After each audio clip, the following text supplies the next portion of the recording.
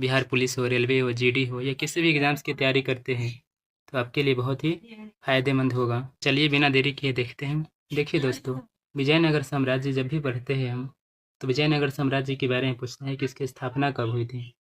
तो देखिए बारी बारी से हम पढ़ते हैं।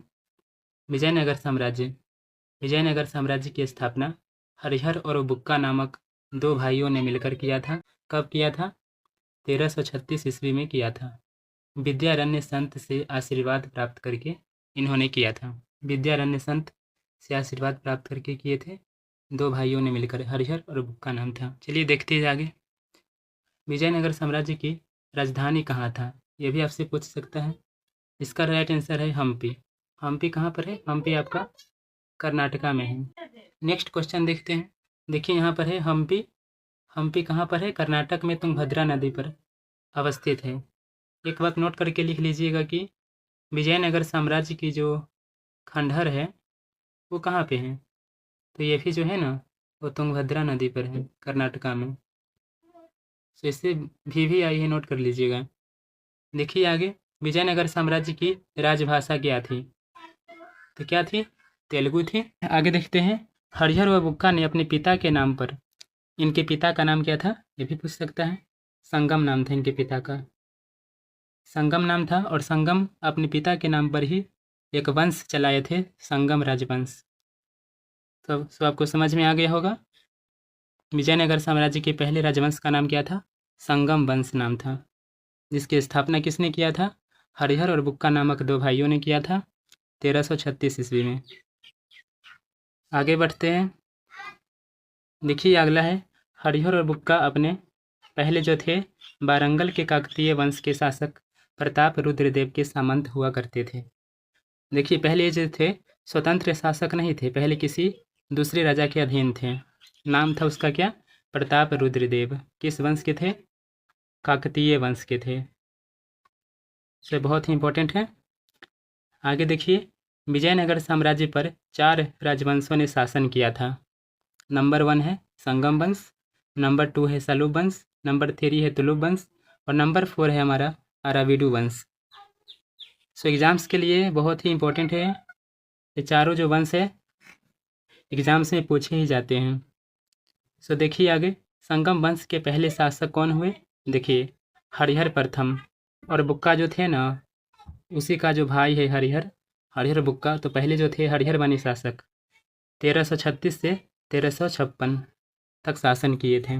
आगे देखिए, आगे है हमारा बुक्का प्रथम, जो थे हरिहर प्रथम के बाद वहाँ के शासक बने थे और उन्होंने वेद मार्ग प्रतिष्ठापक की उपाधि धारण किए थे। सबसे पहले संगम शासकों में महाराजा धीराज की उपाधि किसने धारण किया था? इसका राइट आंसर जो है हरिहर सेकेंड या हरिहर द्वितीय ने धारण किया था, जो कि संगम वंश के थे और बुक्का के बाद बने थे, बुक्का प्रथम के बाद बने थे। तीसरे थे शासक, कह सकते हैं आप, तीसरे शासक थे। देखिए आगे, अगला है संगम वंश के शासक देवराय प्रथम के शासनकाल में इटली के यात्री निकोलो कांटी भारत आया था। ये बहुत ही इंपॉर्टेंट है। इटली के यात्री निकोलो कांटी जो है किसके दरबार में शासनकाल में भारत आया था? देवराय प्रथम के शासनकाल में। आगे देखिए, संगम वंश का सबसे शक्तिशाली शासक कौन हुआ? इसका राइट आंसर है देवराय द्वितीय। देवराय द्वितीय जो था सबसे शक्तिशाली शासक था संगम वंश का। जितने भी शासक हुए उसमें सबसे प्रतापी थे देवराय द्वितीय। देवराय द्वितीय के शासनकाल में फारसी राजदूत अब्दुल रज्जाक विजयनगर आया था। ये भी बहुत ही इंपॉर्टेंट है। देवराय द्वितीय के शासनकाल में फारसी राजदूत अब्दुल रज्जाक विजयनगर आया था। आगे देखिए, आगे हैं तेलुगु भाषा के कवि श्रीनाथ भी कुछ दिनों तक देवराय द्वितीय के दरबार में रहे थे। कौन से कवि थे? कवि तेलुगु भाषा के कवि श्रीनाथ। आगे देखिए, जगवेटकर के नाम से प्रसिद्ध संगम शासक कौन थे? देवराय द्वितीय। जगवेटकर का मतलब क्या होता है? उसका मतलब होता है हाथियों का शिकारी होता है। हाथियों का शिकारी, हाथियों का शिकार करने वाला। इसको हाथियों का बहुत ही ज़्यादा शौक था शिकार करने का। जगवेटकर के नाम से प्रसिद्ध संगम शासक कौन थे? देवराय द्वितीय थे। आगे देखिए, फरिश्ता के अनुसार, फरिश्ता कौन है? फरिश्ता एक इतिहासकार है दोस्तों। फरिश्ता क्या है? एक इतिहासकार है। इसके अनुसार देवराय द्वितीय ने अपनी सेना में लगभग 2000 मुसलमानों को भर्ती किया था। 2000 मुसलमानों को भर्ती किया और उसे जागीरें प्रदान की थी। आगे देखिए, आगे है, देवराय द्वितीय ने महानाटक सुधानिधि और ब्रह्मसूत्र प्रभाष्य लिखे थे। ये बहुत ही इंपॉर्टेंट है एग्जाम्स के दृष्टिकोण से। महानाटक सुधानिधि और ब्रह्मसूत्र प्रभाष्य किसने लिखा था? देवराय द्वितीय ने लिखा था। देवराय द्वितीय के बाद संगम वंश का अगला शासक कौन हुआ था? अगला जो शासक हुआ था मल्लिकार्जुन हुआ था। मल्लिकार्जुन अगला शासक हुआ। मल्लिकार्जुन को प्रौढ़ देवराय भी कहा जाता है। ये नाम याद रखिएगा, प्रौढ़ देवराय किसे कहते हैं? मल्लिकार्जुन को कहा जाता है। अब संगम वंश का अंतिम शासक कौन था? ये पूछता है। क्या है? विरूपाक्ष द्वितीय नाम था। विरूपाक्ष द्वितीय नाम था संगम वंश के अंतिम शासक। इस प्रकार हमारा संगम वंश खत्म हुआ। अब देखिए अगला वंश कौन सा आता है हमारा, एक बार नोट करके लिख लीजिएगा। इमाड़ी देवराय। इमाड़ी देवराय के नाम से किसे जाना जाता है? देवराय द्वितीय को जाना जाता है। और प्रौढ़ देवराय कहे तो मल्लिकार्जुन को, और इमाड़ी देवराय कहे तो देवराय द्वितीय को जाना जाता है। अब दूसरा वंश देखते हैं। दूसरा वंश है हमारा सलूब वंश। सलूब वंश है 1485 से लेकर 1506 तक शासन किया। सलूब वंश की स्थापना सलूब नरसिंह ने किया था। कब किया था? 1485 ईस्वी में किया था। यह संगम वंश के बाद विजयनगर साम्राज्य का दूसरा राजवंश था। इसके बाद तुलुब वंश का शासन स्थापित हुआ। देखिए, ये जो सलूब वंश है वो सबसे कम समय तक शासन किया। मात्र कह सकते हैं आप 21 वर्ष तक जो है शासन किया था। 21 वर्ष तक ही शासन किया। इसके बाद अगला वंश आता है हमारा तुलुब वंश। तुलुब वंश बहुत ही इम्पोर्टेंट है एग्जाम्स के दृष्टिकोण से। तुलुब वंश है 1506 से लेकर 1565 तक, करीब जो है 60 सालों तक इसने शासन किया। करीब करीब 60 साल तक इसने क्या किया? शासन किया। पहला देखिए तुलुब वंश। तुलुब वंश की स्थापना वीर नरसिंह ने किया था। वीर नरसिंह ने किया था। तुलुब वंश का सबसे शक्तिशाली राजा कृष्णदेव राय हुआ। ये बहुत ही इंपॉर्टेंट है। कृष्णदेव राय, राजा कृष्णदेव राय को आंध्र पितामह, आंध्र भोज और अभिनव भोज आदि नामों से जाना जाता है। आंध्र भोज, आंध्र पितामह, अभिनव भोज के नाम से किसे जाना जाता है? राजा कृष्णदेव राय को।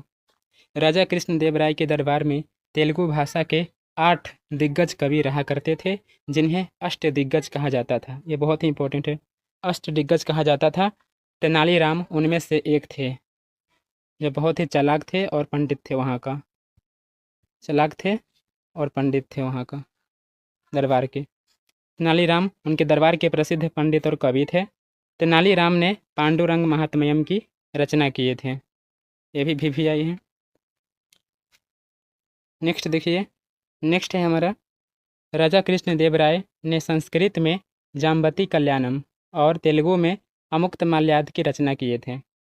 संस्कृत में जाम्बती कल्याणम और तेलुगु में अमुक्त माल्याद की रचना किए थे। आपसे पूछ देगा एग्जाम्स में कि जाम्बती कल्याणम की रचना किसने किया है, तो इसका राइट आंसर क्या होगा? राजा कृष्णदेव राय। किस भाषा में किए हैं? संस्कृत में किए हैं। सो याद रखिएगा इसे। नेक्स्ट देखिए, पुर्तगाली यात्री डोमिंगो पायस। डोमिंगो पायस जो है किसके दरबार में शासनकाल में विजयनगर आया था? तो राजा कृष्णदेव राय के दरबार में ही विजयनगर साम्राज्य की यात्रा पर आया था। राजा कृष्णदेव राय ने हजारा एवं विट्ठल स्वामी मंदिर का निर्माण करवाया था। ये भी इम्पोर्टेंट है। राजा कृष्णदेव राय ने किस मंदिर का निर्माण करवाया था? विट्ठल स्वामी मंदिर और हजारा मंदिर का निर्माण करवाया। नेक्स्ट देखिए, नेक्स्ट है नागलपुर नामक नए नगर का निर्माण किसने करवाया था? नागलपुर नामक नए नगर का निर्माण किसने करवाया? राजा कृष्णदेव राय ने ही करवाया था। सो ये भी इम्पोर्टेंट है। अब देखिए इस वंश का अंतिम शासक कौन था? इस वंश का अंतिम शासक जो थे सदाशिव ही थे। सदाशिव हुए। तालीकोटा का युद्ध, ये तो बहुत ही इंपॉर्टेंट है भाई। तालीकोटा का युद्ध जो है VVI कोई भी एग्जाम्स के लिए बहुत ही इंपॉर्टेंट है। तालीकोटा का युद्ध कब हुआ था? 1565 में 23 जनवरी 1565 को हुआ था। 1565 ईस्वी।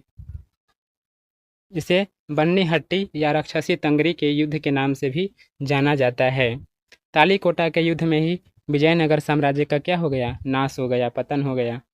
तालीकोटा के युद्ध में विजयनगर का नेतृत्व किसने किया था? राम राय सेनापति था वहाँ का, विजयनगर साम्राज्य की ओर से लड़ रहा था। आगे देखिए, नेक्स्ट है विजयनगर साम्राज्य के विरुद्ध लड़ने वाले राज्य कौन कौन थे? गोलकुंडा है, बीदर, बीजापुर और एक है अहमदनगर।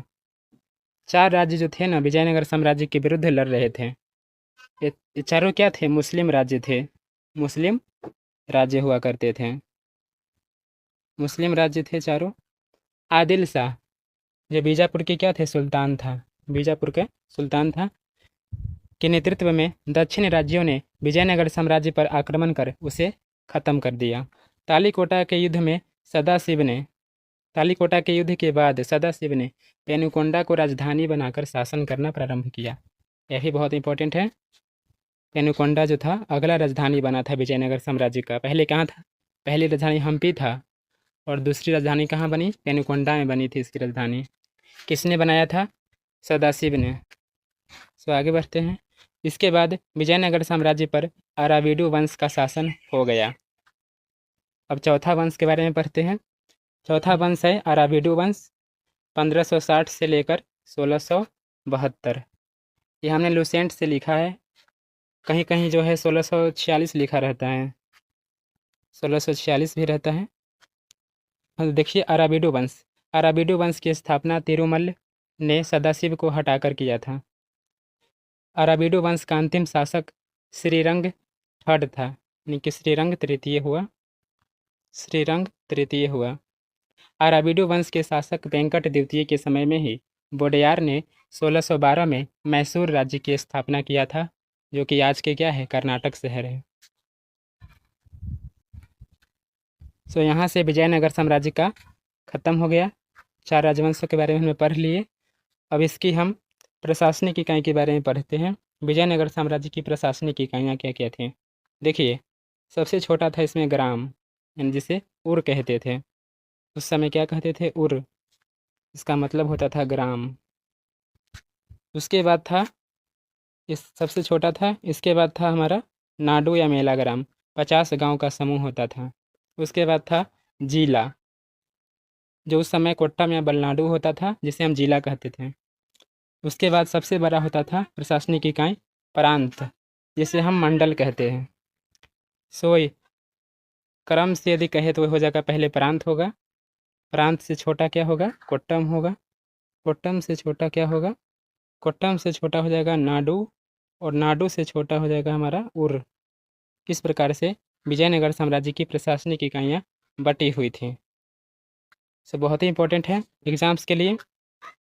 अब अगला देखते हैं हम, विजयनगर साम्राज्य की मुद्रा क्या थी? विजयनगर साम्राज्य की मुद्रा क्या थी?